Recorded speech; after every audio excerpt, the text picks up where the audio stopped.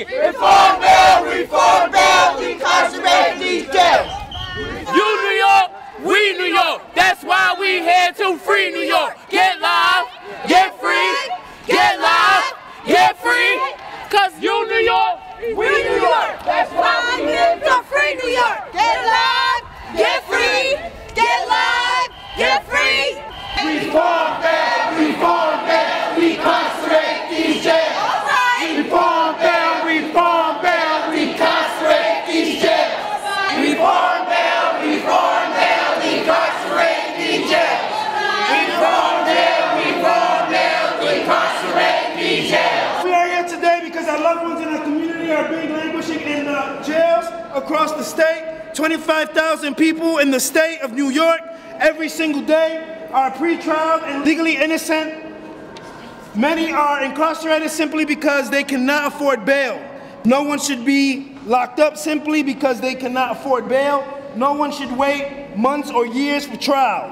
No one should be denied access to critical evidence about their case. When I was in college, I wound up being incarcerated and I was proven innocent. The worst part about that story is the fact that I wound up being incarcerated for 2 months and a half while I was in college, so I failed every single class due to the fact that I couldn't afford the bail of $25,000.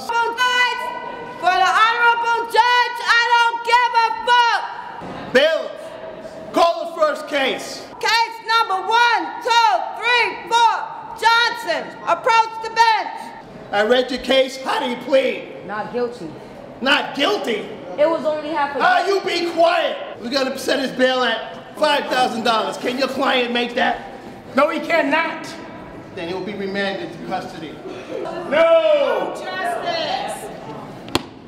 1, 2, 3, 4. What do we want? Bail reform. 1, 2, 3, 4. What do we want? Bail reform. As far as pre-trial, you have people sitting in jail for 1, 2, 3 years before even seeing a judge to be sentenced, you know, and that's against the law. And it mostly falls on the black and the Hispanic community. Daily, it's 1,200 people being locked up a day in Nassau County, daily.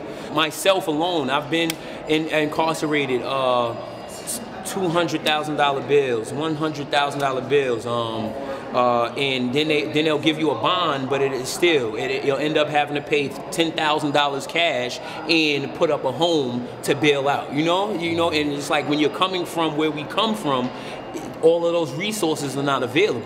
You know, we're coming from the bottom. We're from Section 8 homes. You know, like we can't pay our own rent, let alone put up a house. Let's go!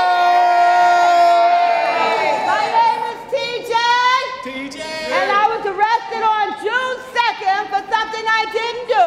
The judge asked me how much did I make every month. I said I make $695. But the judge said your bond will be 1,000 over 1,000. That ain't right. I got arrested again in less than 60 days in front of the same judge for the same charge. This go round, the judge said your bond is 25 over 25. That ain't right. That ain't right. So we come here today to make change, because nobody should have to go to jail for something they did not do. That's right. We will not continue to let this system use us as ATM machines. I was in jail for 2 fucking weeks. I couldn't afford that bail to get out. I didn't know when they were going to call my name. I didn't know what was going on. Do you know what that do to you mentally? Women are incarcerated at a 30% higher rate than men in this country. I was arrested for standing up to an abusive partner. They had the evidence to prove that I was innocent. And they just let me sit in there. I ended up pleading guilty to something I wasn't guilty of, just so I can get out and get back to my family, whatever that might look like. I was locked up for a very long time. They came to me a week into my jail term to tell me they were taking away my children. My youngest baby was taken from me at 11 months old. By the time I came out,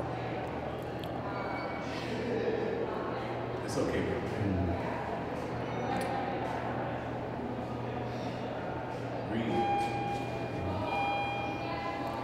when we say this is the residue that remains, we always say this is the residue. By the time I came out, my son didn't know who I was. And I had to put his head to my chest so he could feel my heartbeat, just so he could remember that I'm his mother.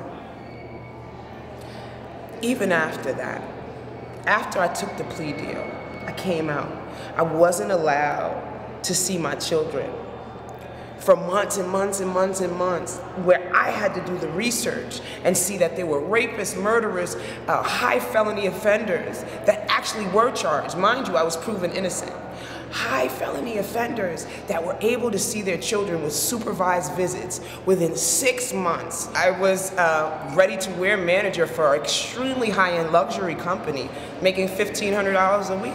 And then after this entire storm went, I actually went down to making less than $300 a month.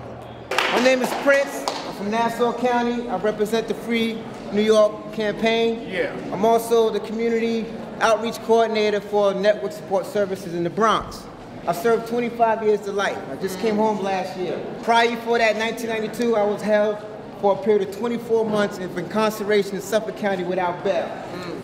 I had no disclosure as far as evidence that was in my favor that I could use at trial until the day of trial, but it was too late. So as a result of that, I was found guilty. They have what they call bullpen therapy. During that 24-month period, I was an hour and a half away from home.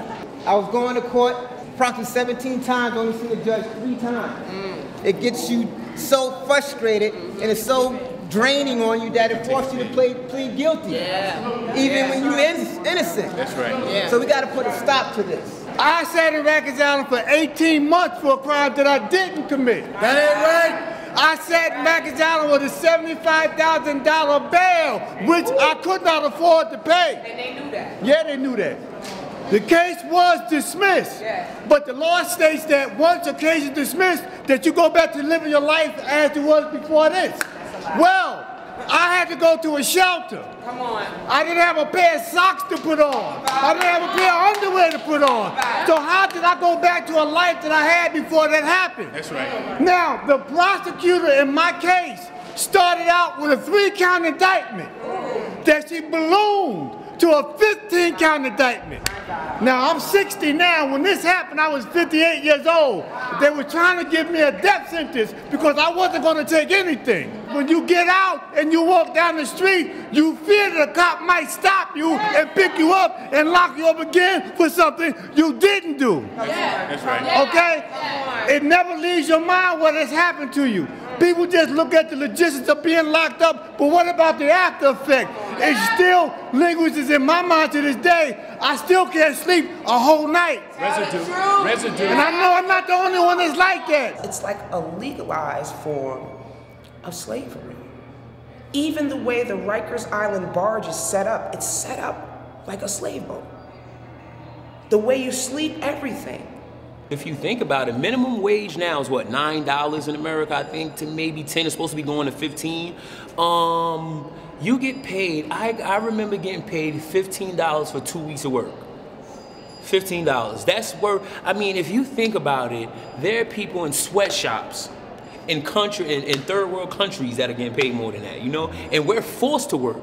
It's work or go to the box. You see what I'm saying? Or be in solitary confinement. They have jails where they press license plates. They have jails where they build classroom furniture.